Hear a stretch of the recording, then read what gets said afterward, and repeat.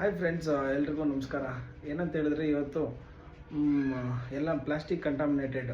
ಯಾಕಂದರೆ ಎಲ್ಲೇ ನೀವು ಹೋಟ್ಲಿಗೆ ಹೋದ್ರೇನೋ ಇನ್ನೊಂದು ಜಾಗದಲ್ಲಿ ಹೋದ್ರೇನೋ ಪ್ಲಾಸ್ಟಿಕ್ನ ಕವರ್ನ ಯೂಸ್ ಮಾಡಿ ನಿಮಗೆ ಇಡ್ಲಿ ಆಗಲಿ ಸಾಂಬಾರಾಗಲಿ ಎಲ್ಲ ಹಾಕ್ಕೊಡ್ತಾಯಿದ್ದಾರೆ.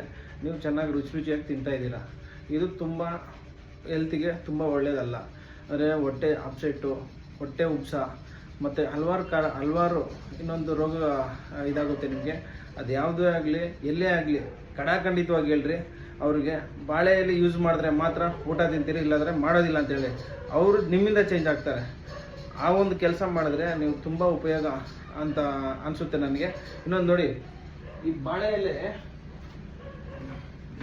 ನೋಡಿ, ಬಾಳೆ ಎಲೆಯಲ್ಲಿ ತಿನ್ನೋದ್ರಿಂದ ಹಲವಾರು ರೋಗನ ನೀವು ತಡೆಗಟ್ಬೋದು. ಅದೇ ಒಂದು ಕವರ್ ಹಾಕ್ಕೊಟ್ಬಿಟ್ರೆ ಅವರು ಬಿಸಿಯಾಗಿ ನೋಡಿ ಈ ಥರ ಹಾಕ್ಕೊಟ್ಬಿಟ್ಟು ಬಿಸಿಯಾಗಿ ದೋಸೆ ಆಗಲಿ ಸಾಂಬಾರಾಗಲಿ ಇನ್ನೊಂದಾಗಲಿ ಎಲ್ಲ ನಿಮ್ಗೆ ಕೊಡ್ತಾ ಇದ್ದಾರೆ. ಅದು ನಿಮಗೆ ಹೊಟ್ಟೆ ಅಪ್ಸೆಟ್ ಮಾಡಿ ನಿಮ್ಮ ಜೀವನವನ್ನು ಹಾಳು ಮಾಡುತ್ತೆ.